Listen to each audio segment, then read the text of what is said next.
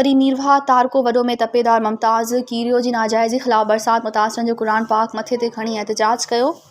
उन मौके ते ॻोठाणनि गुलज़ार बांभण, ज़िक्रिया बांभण, ज़ाकिर बानू ख़ातून, भूरो मंगणहार, अली दादी ॿियनि तपेदार मुमताज़ कीरियो जी नाजाइज़ी ख़िलाफ़ एहतजाज कंदे चयो त असां बरसातनि सबबि मुतासिर थी विया आहियूं। असांजा घर दही पट थी विया आहिनि। हिन महल ताईं असांजी कंहिं बि सार नाहे लधी।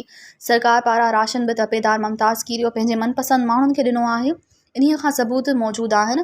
हक़ घुरंदे बासर वॾेरनि पारां 27 माण्हुनि ते पुलिस थाणे ते रिपोर्ट दर्ज कराए छॾी आहे। तपेदार मुमताज़ कीरियो ऐं बासर वॾेरनि जी मिली भगत सां राशन ऐं ॿियो सामान हड़प करे विया आहिनि। ग़रीबनि खे कुझु बि ॾिनो आहे। असां 1 महीने खां वठी परेशानी में मुब्तला थी विया आहियूं।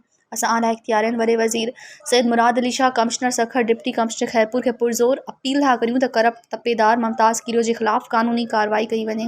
मज़ीद ख़बरनि ऐं तफ़सीलात लाइ विज़िट कयो असांजी वेबसाइट www.awamiNewsHD.com ऐं ॾिसंदा रहो अवामी न्यूज़ HD।